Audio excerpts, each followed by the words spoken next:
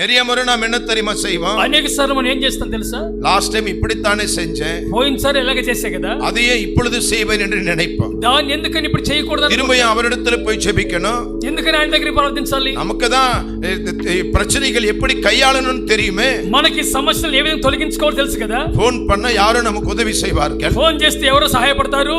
இருக்கவே ஒரு லோன் எடுத்துடலாம், ఒక లోన్ తీసుకోవచ్చు, போய் அந்த ஆளை போய் பார்த்துடலாம், వారిని చూడొచ్చు, இந்த కౌన్సిలரை பார்க்கலாம், కౌన్సిలర్ చూడొచ్చు. இப்படித்தான் நம்முடைய அனுபவங்கள் சொல்லும். ఇలాగ మన అనుభవాలు ఉంటాయి. ஆனால் கர்த்தர் ஒவ்வொரு முறை நம்மை ஒவ்வொரு வித்தியாசமாய் நடத்துகிற தேவனாய் இருக்கிறார். ఒక్కొక్కసారి ఒక్కొక్క విధానంలో నడిపించే దేవుడు, புது வழிகளை காண்பிக்கிற தேவனாய் இருக்கிறார். నూతన మార్గాలు చూపించే దేవుడు. கடந்த முறை நீ நேர் வழியிலே போய் இருக்கலாம், గడిచినప్పుడు నువ్వు నేరుగా వెళ్ళను. this time ஆண்டவர் சொல்லுகிற வார்த்தை என்ன? అయితే ఇప్పుడు ప్రభు అంటున్న మాట, இந்த முறை நீ நேராய் போக வேண்டாம், ఈసారి నువ్వు నేరుగా వెళ్ళకుండా சுற்றி அவர்களுக்கு பின்னாக போய் என்று புதிய முறையை ஆண்டவர் கற்றுக் கொடுக்கிறார். వారికి వెనుక చుట్టి వెళ్ళమని చెప్పి நான் என்ன சொல்லுகிறேன்?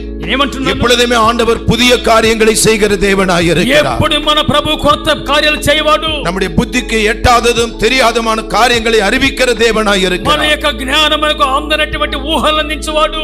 ஓ, நாம் ஜெபிக்கும் பொழுது ஆண்டவர் திட்டங்களை கொடுக்கிறவராய் మనం இருக்கிறார். ప్రార్థించేటప్పుడు ఆయన ఉద్దేశాన్ని కనపరచువాడు. ஒரு முசுக்கட்டை செடிகளின் சத்தத்தை நீ கேட்பாய், కంబలి చెట్టు యొక్క చెట్ల సప్పుడు వింటావు. உன் காதில் ஒரு இரைச்சலை நீ கேட்பாய், నీ చెవుల్లో ఒక శబ్దం వింటావు. நீ தூங்கும் பொழுது ஒரு தரிசனத்தை நான் உனக்கு கொடுப்பேன். నిద్రపోయే దర్శనాన్ని ఇస్తాను. இந்த மனுஷன் வந்து உன்னை சந்திப்பார், వీరు వచ్చి నిన్ను సంధిస్తారు. நீ அறியாத நேரத்தில் ஒரு கதவு உனக்கு திறக்கப்படும். నీవు ఎరగని సందర్భంలో తలుపు తెరవబడును. எனக்கு அன்பான தேவனுடைய பிள்ளைகளே, దేవుని బిడ్డలారా, 25ஆம் வசனத்திலே பார்க்கிறோம். 25వ వచనంలో చూస్తే, எடுத்தவர்கள் வாசியுங்கள். తీసిన వారు చదువుకుందాము. கர்த்தர் தாவீதுக்கு கட்டளையிட்ட பிரகாரம் அவன் செய்து, கர்த்தர் தாவீதுக்கு கட்டளையிட்ட பிரகாரம் அவன் செய்து, பெலிஸ்தரை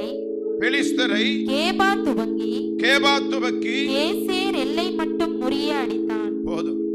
கர்த்தருடைய நாமம் மகிமைப்படுவதாக. దేవుని నామం మహిమపరచబడును గాక. அவனை கர்த்தர் செய்ய திட்டத்தின்படி அவன் செய்து அவர்களை முறியடித்தான். దేవుని యొక్క అనుకూలానుసారమైన ఆజ్ఞ ప్రకారం వారిని నిర్మూలన చేశాను. கர்த்தர் கட்டளையிட்ட பிரகாரம் அவன் செய்த பொழுது, దేవుని యొక్క ఆజ్ఞాన ప్రకారం అతడు చేసినప్పుడు ஒரு முழு வெற்றியை ஆண்டவர் கொடுக்கிறதை நாம் இங்கு பார்க்கிறோம். పూర్ణ విజయాన్ని దేవుడు కలుగపరచడం మనం ఇక్కడ చూస్తున్నాం. அன்பான தேவ பிள்ளைகளே, దేవుని బిడ్డలారా, இன்றைக்கு கர்த்தர் உங்களோடு என்னோடு பேசுகிறார். ఈ రోజు ప్రభు నీతో నాతో మాట్లాడుచు ఉన్నారు. எத்தனை பேர் கைகளை உயர்த்திவர் హల్లెలూయా? ఎంతమంది చేతులతో హల్లెలూయా చెప్పగలుగుతారు? இன்றைக்கு நம்முடைய குடும்பத்திலே ஒரு சமாதானம் வேண்டும், ఈ దినాల్లో మన కుటుంబంలో ఒక సమాధానం, விடுதலை வேண்டும்.